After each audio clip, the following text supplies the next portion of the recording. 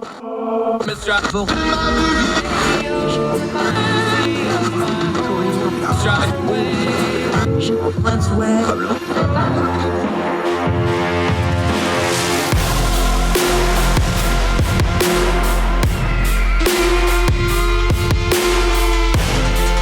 your host, Andrew Donaldson.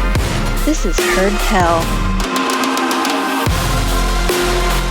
Hi, it's Horpedahl Show. It's a Monday, folks. Let's get after it. I'm Andrew Donaldson. Hope you and yours, wherever you are across the street around the world, had a great weekend. I know we did. My daughter graduated high school, so we did a lot of family stuff. Hope you and yours are well. Thank you so much for giving us the most precious thing you have, your time. And we got a lot to cover, a lot of noise in the news media to turn down today. Going to be talking, we got some polling now on whether or not the abortion debate with the Dodd's decision pending and with the leak of the Alito draft of that decision, is it affecting the polls? What's going on with the midterm elections? What's it going with people's opinions on abortion? We'll cover that story in just a little bit. Also, at the end of the program, great charity story.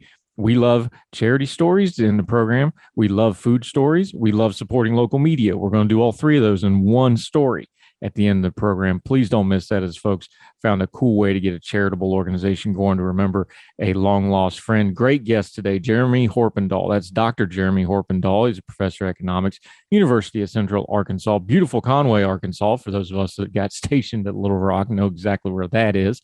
Going to talk some inflation. Going to talk about some practical numbers, though, like what can you, as just a consumer like me, know when these numbers start coming out? What should we listen to? What should we pay attention to? What's noise in the news cycle? What's something we should actually really pay attention to and listen to when we're trying to discern economic news out of the news cycle and out of the campaign season? Jeremy Horpedahl on the program today, another great Young Voices contributor. Can't wait to bring that interview to you. But first, let's start with the big news over the weekend. Tragic, horrible, awful news. The shooting in Buffalo, New York, 10 dead, 13 wounded. A lot of parts to this story, but I want to start with the human part before we get into all the who, what, where, when, and how. We will continue our policy here. We will not name the perpetrator that did this great evil on this community. His name does not deserve to be mentioned. That's probably what he wanted in the first place. We're not going to do that. What we are going to do, we're going to talk about some other names, like Aaron Salter. Aaron Salter was the former police officer who was the guard at the Top supermarket. He fought with the assailant, this evil man who did this. He hit him center mass with a round, but he had body armor on. It did not have the effect. Aaron Salter was killed trying to defend his community and his friends and family, because that's what this community was. In that he was 55 years old, former police officer. We can talk about Ruth Whitfield. She was 86 and died in the attack. What about Pearl Young? She was 77 and died in this attack. Celeste Cheney, she was 65. She was a breast cancer survivor and was killed at the supermarket by this evil, wicked human being that did this. Roberta Drury, she was only 32 years old. She was in Buffalo helping out her brother, who had just had a bone marrow transplant. Hayward Patterson was 67. Another person, over and over again on this list of people, listed as what church they went to, what they did in the community, over and over and over again. Margus Morris, Andrea McNeil, Geraldine Talley, Catherine Macy. And then there's the three survivors, Zara Goodman, Jennifer Warrington, and Christopher Braden. They're injured, but it looks like they will survive. Why do we start with their names? Because when we do these mass shootings or any kind of major news event like this, there's two narratives that immediately happen. One is the tragedy of it, and the other is the why and the application of who did it, why they did it, and how do we slam that into the ongoing news narratives. This is, of course, natural for us to do. It's hard to get our head around something just so inherently evil as what it appears this perpetrator did, where he marinated himself in racist stuff and in propaganda and in the worst parts of hatred that you can find online and in other places. And he marinated himself in it. He stewed in it by his own admission in his manifesto. He took the COVID lockdowns to sit and stew and fill his mind and heart and soul with hatred. And then he drove a long distance with a weapon to target specifically this community, this Black community in Buffalo, New York, this specific area that he researched. That's just flat evil and wicked. Now, people are going to try to apply that to a lot of different things, and it's a discussion we have to have. So, setting aside the motives of this evil, wicked man that we will get through the investigation and the forthcoming trial, what's the bigger application to this? Why do these things keep happening? The first thing we want to do is try to have some kind of law passed or policy passed that would prevent this from ever happening again. I've already heard local leaders and politicians and other folks saying, well, we need to do something to make sure this never happens again. Well, there's no such thing as assurances. Of course, there's things we need to address, but you can't do that because the problem here isn't a legislative one. It's one of the human heart. It's one of a failing of morality and basic human decency. It occurs to me that when we deal with things like this and we cover them as news stories and we cover them as events and they get political, and I understand all that, what we've failed to do over and over again in cases like this is to bear witness. Now, that phrase has a specific meaning. It doesn't mean just watching what's going on. It doesn't mean just observing. It means remembering something and observing it and taking it to heart so that you are proof that it actually happened. Think about Dwight D. Eisenhower, the Supreme Commander in Europe, ordering as many troops as possible to go through the concentration camps because he said there's going to come a day people are going to say this didn't happen. He wanted them to bear witness. When it comes to issues of race, when it comes to issues of violence, and especially when it comes to issues of racial violence in the history of our country, far too many of us have failed to bear witness. We know it exists. We know what the history of it is. We know the implications when it happens in the present day, but we failed to bear witness.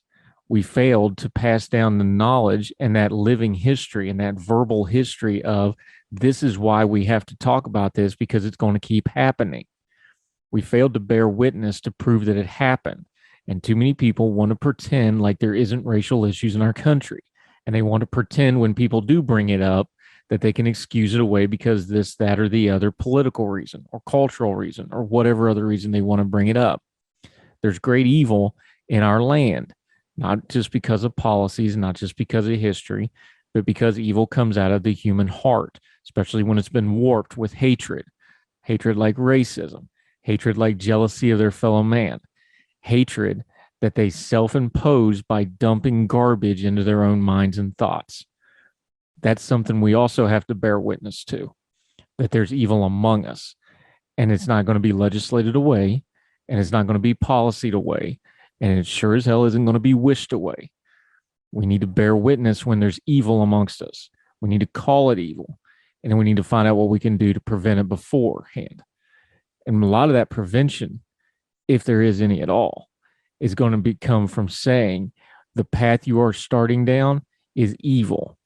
Prejudice is a wide spectrum before it gets to something like racism. But you need to stop and nip it in the bud as soon as you notice wherever on the spectrum you are on things like that. Because by this shooter's own admission, he marinated in it. He stewed in it. He filled his heart with it over a period of time. And we see what happens. Bear witness so that hopefully we don't do this again. But I'm afraid we will. More Horpedahl right after this.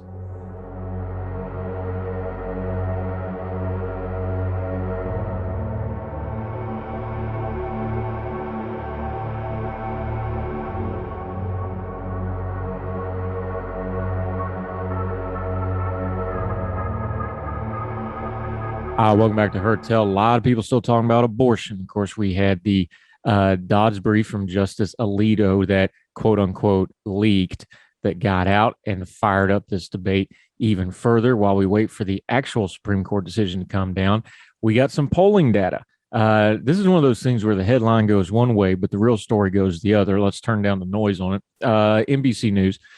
This is a poll that they did. The headline screams, support for abortion rights hits a new high as midterm outlook is grim for the Democrats.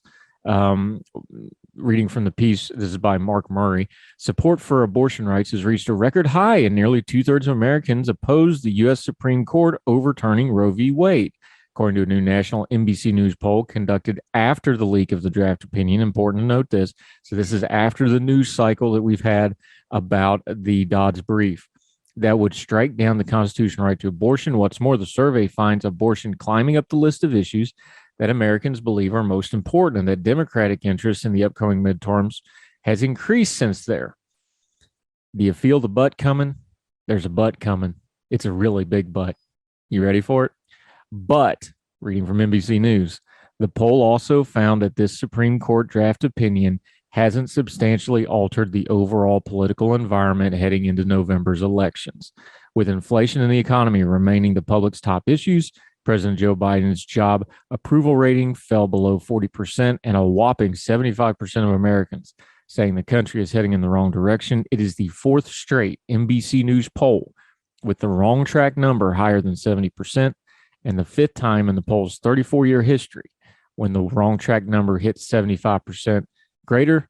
The other two times, 2008's Great Recession and 2013's government shutdown theater. This is something we talked about before. We've had almost 50 years by the time we get to next spring of the abortion debate since Roe v. Wade. These trenches are dug deep. They are hardened. They're not going to change.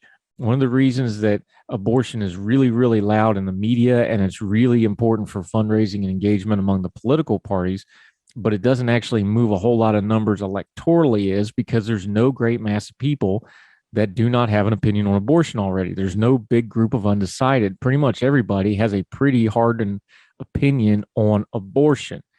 And the fact of the matter is, the fact that this is going to come out isn't going to sway a lot of people because they've already made up their minds. Now it's going to be louder. The reason, like the polling said, it's going up in the polls as a matter of importance is because it wasn't even in the polling. When AP did their issue poll back in February, it didn't even register. Other polling back in March had it in 8th place among issues for midterm voters. Abortion just wasn't that high on the list, so it's raising up the list. It wasn't even on the list prior. I don't think the abortion debate is really going to affect the midterm elections that much, other than it's going to increase engagement and fundraising against people that are already very passionate about this issue. So keep in mind, we heard a lot of noise when the abortion brief first came out, the Alito draft first came out. This can change everything. If you're the Democratic Party, no, abortion is not going to save you from the midterms. Now, there's a big caveat to all this. Either side, the Democrats or the Republicans, could misread this situation and really overreact. Both sides overreacting can change this metric a little bit, but overall, on the medium, this is probably not going to affect the election much, if at all. More Horpedahl right after this.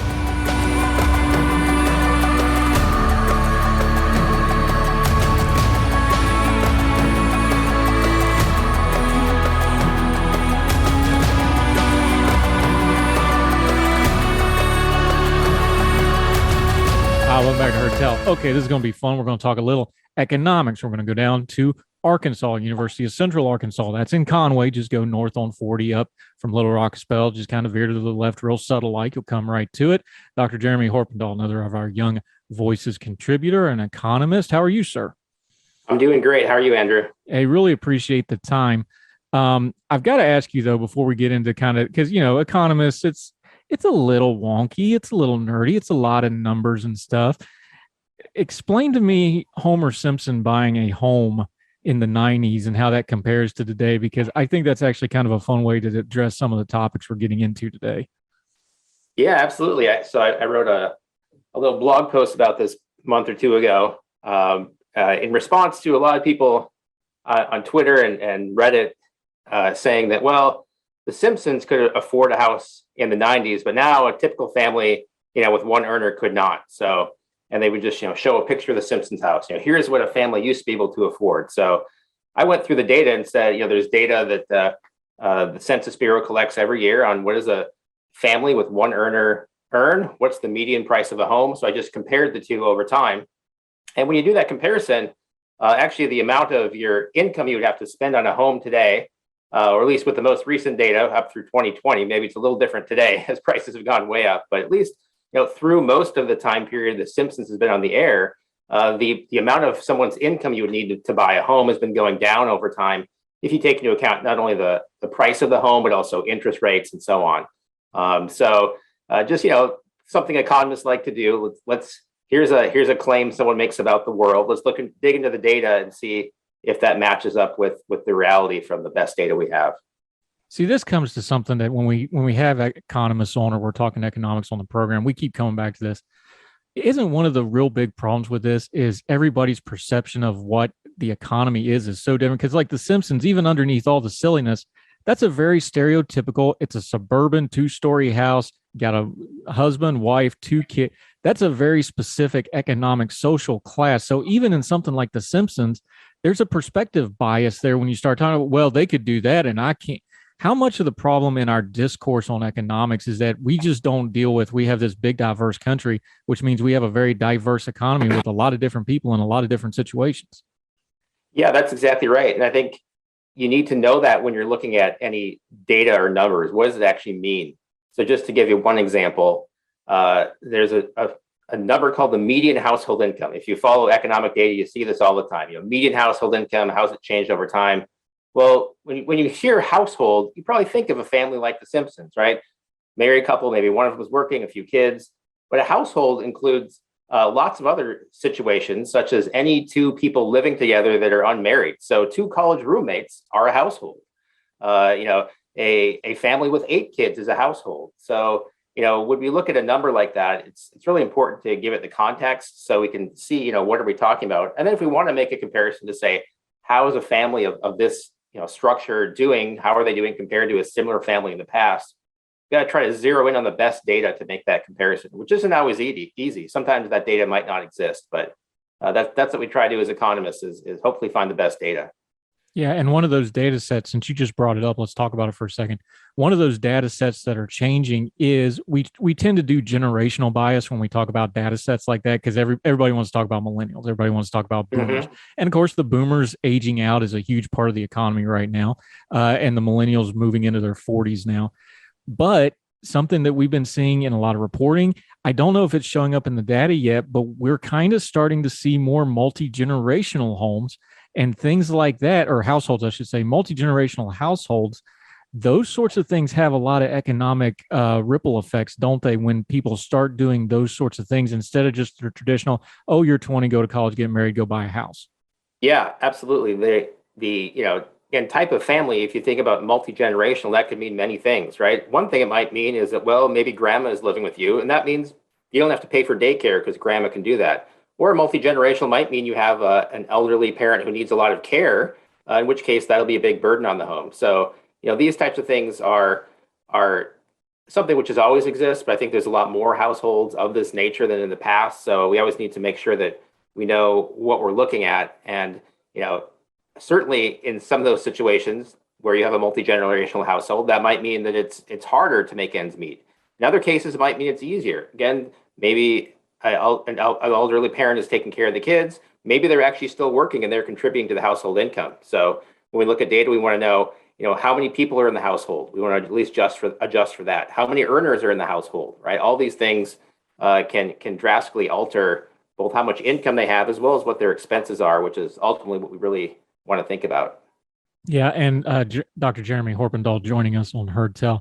As you're well aware, I'm sure, because you teach students, a lot of people don't really pay attention to economics, but one economic number they always pay attention to, you just mentioned it, when they consume goods, when they have to pay for goods, that means inflation, that means gas prices. Those are the 2 things that consistently break through.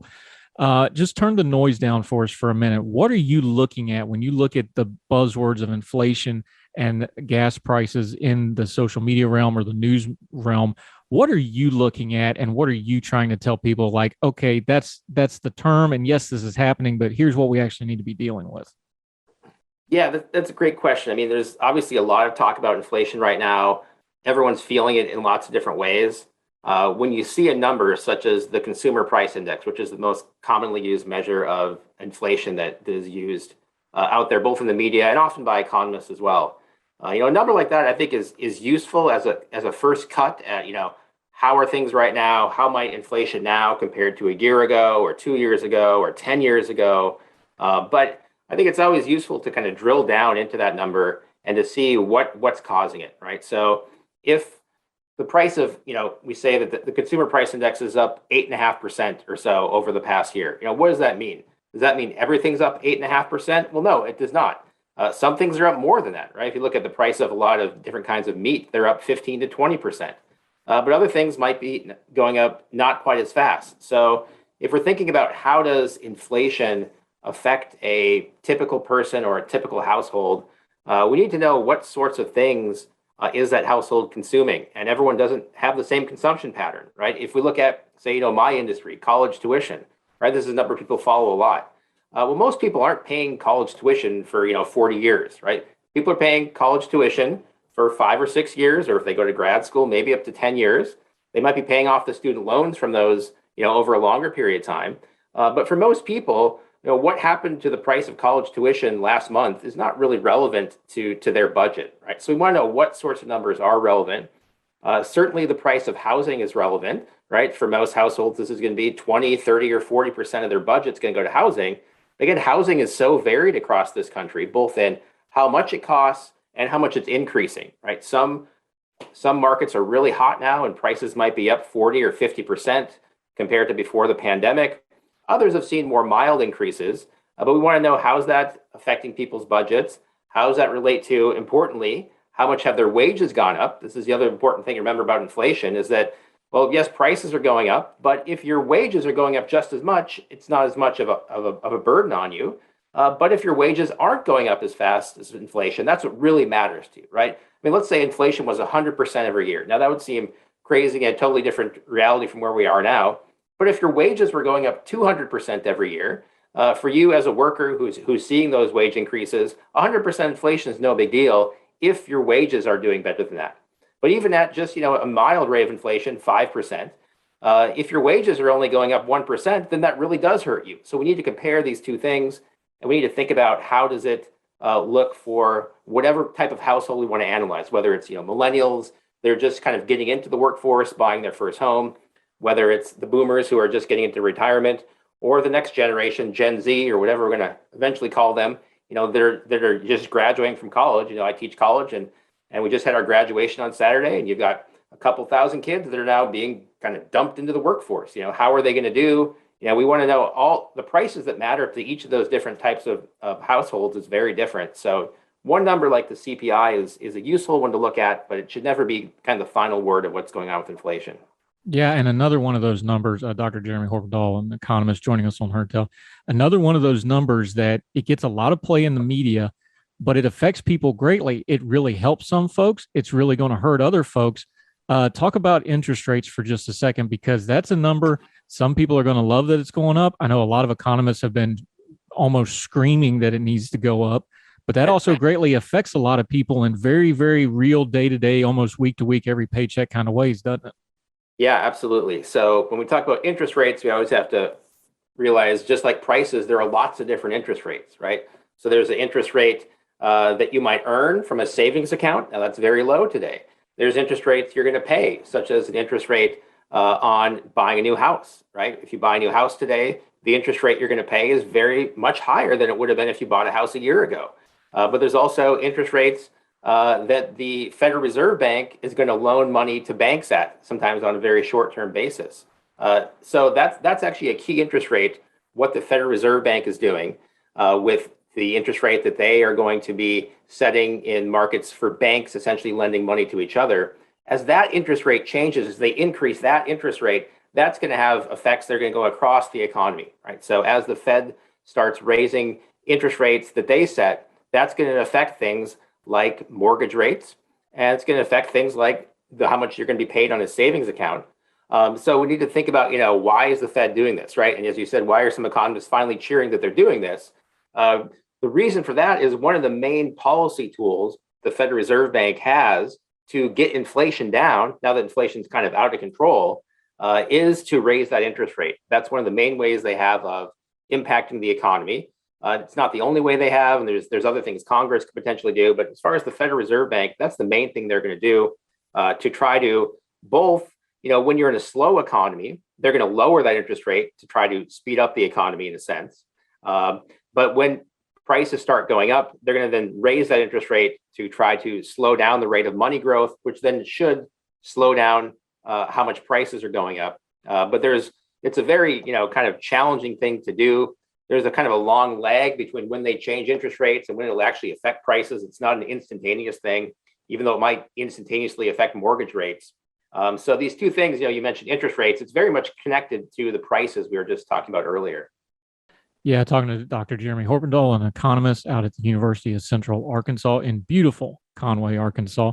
We're going to take a quick break. When we come back, we're going to drill down on one of those prices, gas prices, and some things that have been going on both in the administrative and in the social discussion field about how those things work. Also want to talk to him about those college kids getting ready to come out, because we do that every year and we don't talk about them enough. More economics with our friend Dr. Jeremy Horpedahl right after this on Horpedahl.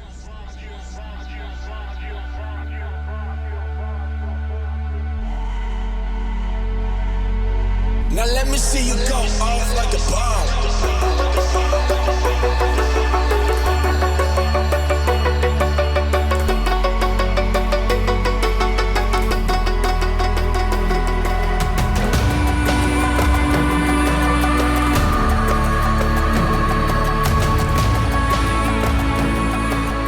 Welcome back to Heard Tell. We are talking economics.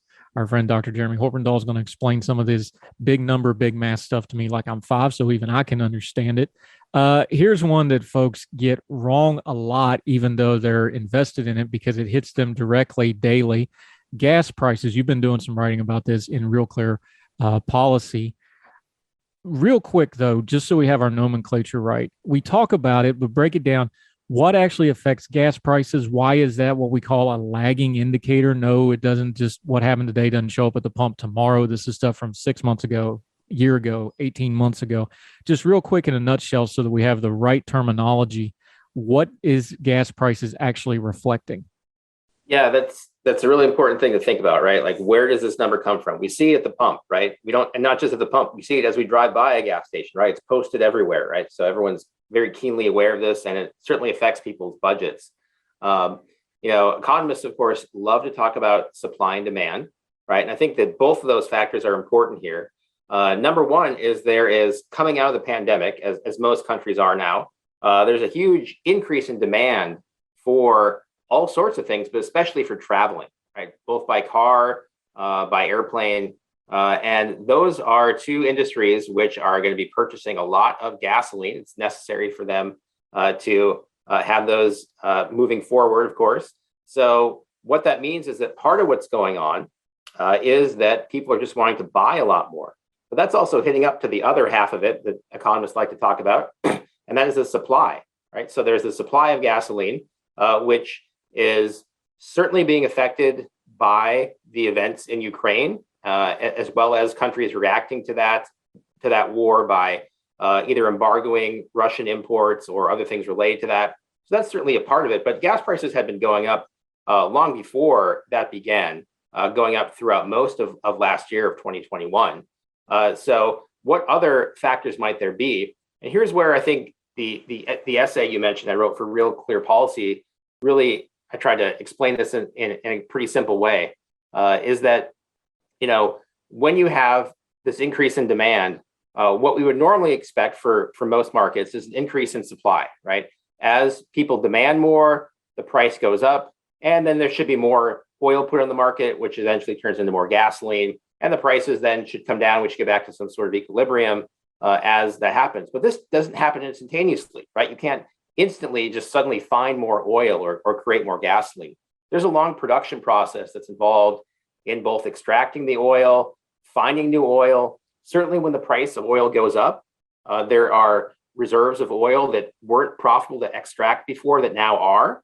But again, there's a time lag. So what's been kind of building up in the past year as we've been coming out of the pandemic in the US and other countries are as well, is that we've had a big increase in demand, but the supply side takes a long time to catch up. And then in the middle of that is when you have the Ukraine war coming online, and then that just kind of really just topples it over, right? There's wherever we'd be getting the new supply from, there's now just less oil available in the entire global market, and so that just really then kind of right in February and March, prices just started skyrocketing, right? I think in a few weeks, prices at the pump went up by $1 a gallon, and it was just a really dramatic increase in a short amount of time. But that was the buildup of a lot of things which have been happening in this very weird economy we have right now, post-pandemic, or kind of still in the pandemic, that all that's kind of coming together. And then consumers end up seeing it at the pump, right? So I think maybe next we'll talk about, what is there anything we can do about that, right? There's a lot of people suggesting things we can do, but that's kind of the basics of, what I think is going on with that market right now. Yeah, and you start talking about things like price control. We've seen some op-eds, we see some talking heads discussing it. We've even heard it from some of the White House staff folks. Not in that terminology, but that's what they're talking about when they're talking about manipulating the price. Here's the problem. We've seen this movie. We know about the gas shortages in the 70s. That got hung around Carter's neck. But the part of that story folks don't talk about is a lot of the mess that Carter was dealing with was actually Nixon instituted price controls on a whole bunch of stuff before him in the 60s. We have a history of this in the United States of America with price controls. You're the economist. You explain it to me. That history is not a good one, correct? Yeah, that's right. So like you said, there have been some people that have been saying that, well, one thing we could do perhaps in some markets is institute price controls of various sorts to try to bring down certain prices like gasoline. The problem with that is that doesn't solve any of the problems. So all the problems I mentioned that are causing prices to go up, the price control doesn't solve any of those problems. So if we were to put in Congress were to wake up today and pass a law saying that the most you can charge for gasoline is whatever it was a year ago, right? Realizing different markets are different prices. Arkansas is different from California. But if Congress said you got to charge the prices that existed a year ago, what would that mean? Well, none of the underlying reality has changed about more people wanting gasoline, about the situation in Ukraine. What you're essentially doing is trying to mask the problem. But what that then creates is an additional problem, which is, like you mentioned, the 70s, you get shortages of goods like gasoline, meaning that there just is not enough available. What that price rising does, right? An important part of prices rising from an economist's perspective is to make it so that people are going to use less where they can. Now, of course, we can never cut back 100%, but use less where we can. And it's going to try to get more oil on the market. If you put a cap on that, whether it's the retail price of gasoline, whether it's the price of oil, what that means is you're going to screw up the market trying to react to this, right? You're not going to tell consumers to stop using it, which is what the higher price tells consumers to do. And you're not going to encourage more producers to put more oil or gasoline on the market. And you're going to create this additional problem of shortages, which would mean what we would see at the pump is not high prices, but what we would see is long lines. We would see people lined up because there's stations run out of gasoline and you don't want to not have gasoline. I mean, imagine today, the challenge with electric cars is doing a cross-country trip, right? For short trips, electric cars are actually really good. But am I going to find a charging station if I'm trying to do a 400-mile trip? If you have shortages of gasoline, it's actually the same problem. Am I going to find a gas station on my route that has gasoline and I'm able to fill up with? That's a huge uncertainty. If we have these shortages happening, it causes a lot of problems with that market and doesn't solve that underlying reality. Let's just touch on that real quick, though. When you talk about underlying reality, you wrote about it when you wrote about it in your piece that inflation is a messenger.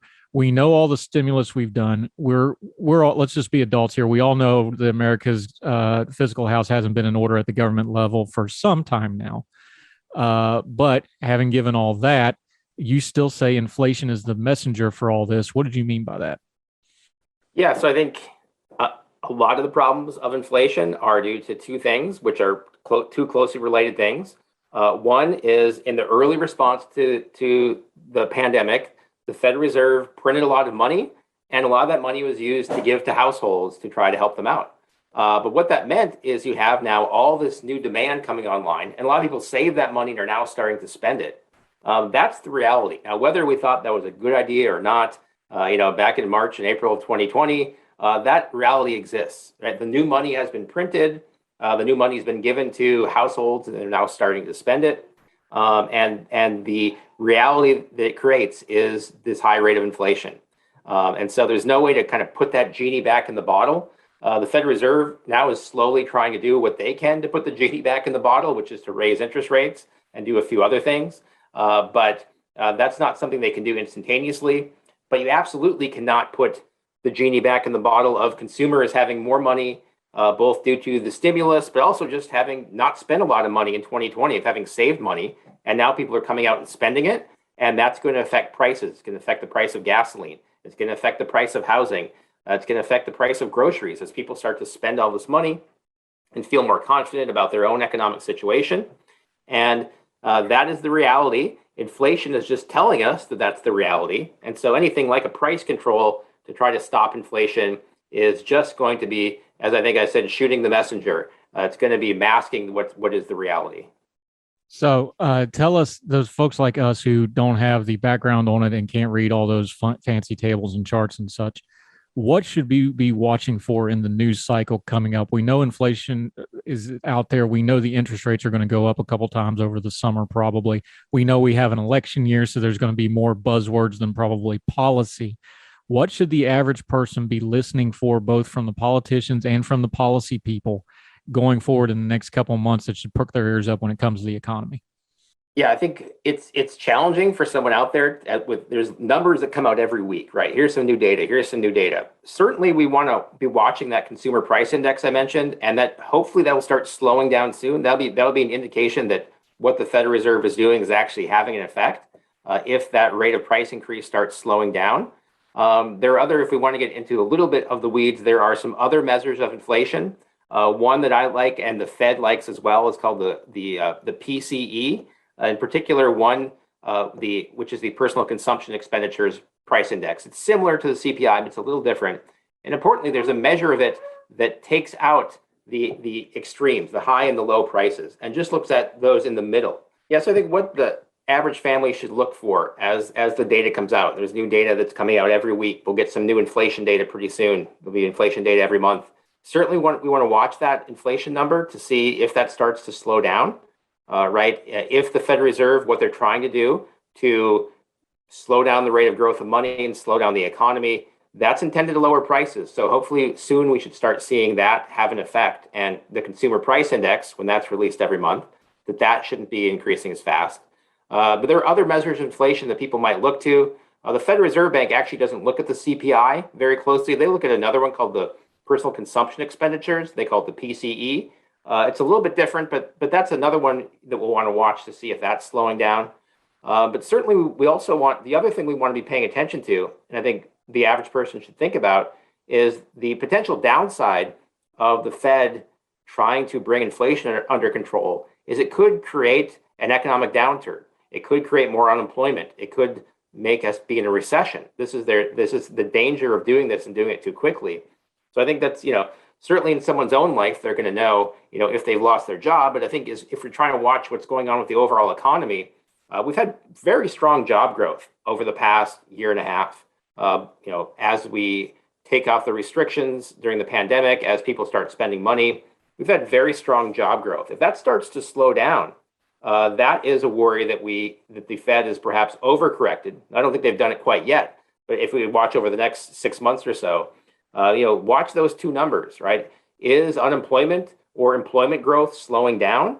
And are we getting prices under control? The big worry is that what they're doing won't stop the prices from going up, and it will slow down the economy. That would be the worst of all worlds. That's, again, getting back to the 1970s, what we call stagflation. And sometimes people have been throwing that word around now too. But stagflation means that you have the worst of all worlds, which is high inflation, and you have a poorly performing economy in terms of employment, in terms of economic growth. We're not there yet. We've still had pretty good economic growth. The first quarter didn't look so good. So people are now starting to worry, as the Fed is trying to slow down the inflation, are they going to create a recession on top of that, which is absolutely a possibility. Yeah. Dr. Jeremy Horpedahl, great stuff today. Really appreciate your insight. We're going to have you back, but until we get you back on Horpedahl again, let folks know where they can follow you, your social media. You're writing in a couple different places.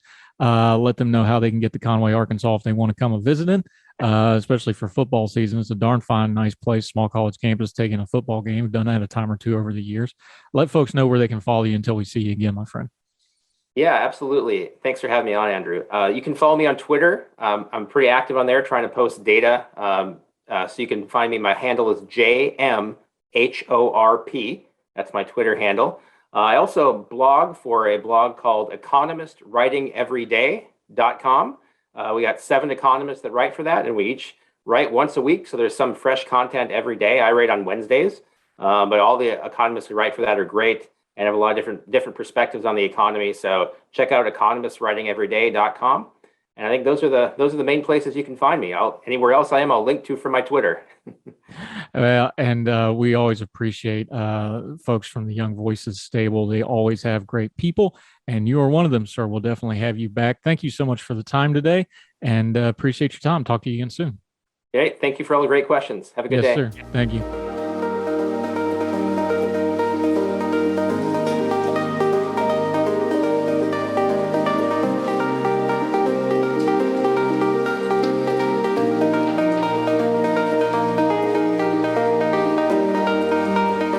Welcome back to Horpedahl. I'm Andrew Donaldson. Wanted to update a couple of stories we've been covering on Horpedahl real quickly. We talked about Finland and Sweden probably are going to join NATO. We talked about some of the background a couple of days ago. We've been talking about it in light of Russia's ridiculous, illegal war of aggression in Ukraine. Finland and Sweden have now officially requested to join NATO. The leaders of Finland and Sweden have announced they back their countries applying to join NATO in response to Russia's invasion of Ukraine. This is from Reuters. The move changes decades of Finnish policy towards the Cold War era military alliance, and it upends more than 2 centuries of Swedish neutrality. Sweden has avoided all military alliance, but like Finland, has also grown closer and closer to NATO. The decisions stand as major rebuke to President Vladimir Putin, who sent troops into Ukraine in February as part to prevent NATO enlargement. Well, that's completely failed because now NATO is going to get bigger, and it's all because of Vladimir Putin. Good job. Another story we've been covering, we had our friend Connor Duffy on last week. If you missed that interview, make sure you go back and listen to it. Very popular interview. People loved it. Talked about the very historic elections in Ireland, but we also talked about Northern Ireland, and it's got a big old mess. Something that we talked about on that interview, the DUP may not enter into the agreement. That has now happened. This is from the BBC. The second largest party, the Democrat Unionist Party, the DUP, is currently refusing to take part in government unless Northern Ireland Protocol created under the UK's Brexit agreement is removed or replaced. We talked about this with Connor. Unionists object to the protocol because by imposing checks on goods passing from mainland Britain to Northern Ireland, it treats the latter differently from the rest of the UK. Under the terms of the 1998 Good Friday Agreement, that's the agreement that ended the Troubles, devolution can operate only if both unionist and nationalist communities representatives agree. This means Northern Ireland is likely to enter a new period of uncertainty, possibly leading to new elections. We talked about what a hot mess Northern Ireland is, something to keep an eye on. So 2 stories we've been following. Quick updates, more Horpedahl right after this.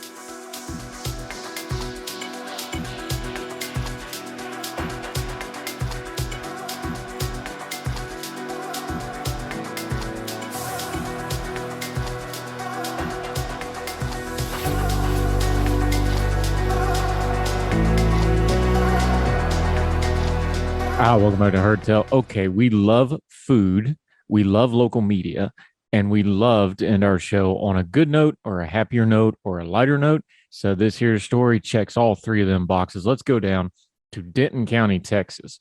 The Cross Timbers Gazette. Everyone has that one friend who lights up any room simply by being there. Their personality is infectious. Their laugh is loud and joyous. Everyone wants to be around them, and it really doesn't seem as if they've never met a stranger. For Argyle resident Nathan Harvey and so many others, that person was Ronaldo Jimenez. And this piece was written by Steve Gamble, by the way. Good job, Steve. Harvey felt like he was the odd man out when he finally met Jimenez in 2004. As the story goes, he and his wife Evelyn were from Louisville Lake with friends when a few of them recognized Jimenez in a nearby boat. They asked me to get closer, and that's when I met him. We got to talking and realized we both worked for a FedEx office in Plano, the same building, no less. But somehow we never met, Harvey said. He was just a really nice guy who had friends everywhere. Didn't really matter where he went. We built this great friendship almost immediately. But sadly, Jimenez passed away in March 2015 from an undiagnosed heart aneurysm, leaving behind his wife, Amber White, a daughter, Emma. Amber was pregnant at the time with their second daughter, Elena Rose. For the past 7 years, Harvey and other friends have made it their mission to honor Ronaldo's legacy through the Ronaldo Jimenez Memorial Foundation. That's a 501c3 charitable organization that raises money each year for local families with children facing financial hardships due to a parent's recent death. To date, the organization has raised roughly $50,000 through annual Memorial Day crawfish boils and other generous donations throughout the year. They raise money to help Amber and her girls that first year, and it's grown ever since. That includes this year, where they raised $15,101 for Lake Dallas mother who, similar to Amber, had a child and another on the way when she lost her husband in a car crash. This year's event could pull in as many as 300 attendees. The location and beneficiary have not yet been determined, but it will likely be held at the VFW in Lake Dallas and benefit a family from the Argyle area. Quote, "We have 6 board members, 4 of whom are officers, and we don't take a salary or anything like that," Harvey said. "All of the money we raise goes to that person and their family. That's what's so special about it. It's certainly a rewarding feeling to know that we are doing something good in his name. We want to set a new record this year. The idea for the crawfish boil was originally Ronaldo's. Roe, as he was affectionately known and called, had just hosted one on the lake a few months before he met Harvey. At the time, he wanted to make it an annual thing to bring friends and family together. Quickly grew from 30 to 40 people to well over 200 in the years that followed. But Jimenez's ultimate goal, which he shared with Harvey, was to make it a charitable event. We were putting them on for free the entire time. And I just remember him saying, how awesome would it be to make this a charitable thing? All we can ask for in return is that they give us a donation. It was a great idea, but before he could do it, Ronaldo died, and his death devastated all of us. This is Harvey talking. Harvey said he got together with friends to pitch Ronaldo's idea and suggested they run with it immediately. The event is always a wildly fun event with live music and, of course, the great food. They accept donations leading up to and during the event, which also includes a silent auction. Every dollar contributes to the charitable causes, as Harvey and the other hosts selflessly cover the event costs to maximize the level of donations. After a few years of successful events, Harvey made the foundation an official nonprofit in 2021. They've since moved from the lake to the VFW in Lake Dallas to accommodate enough people.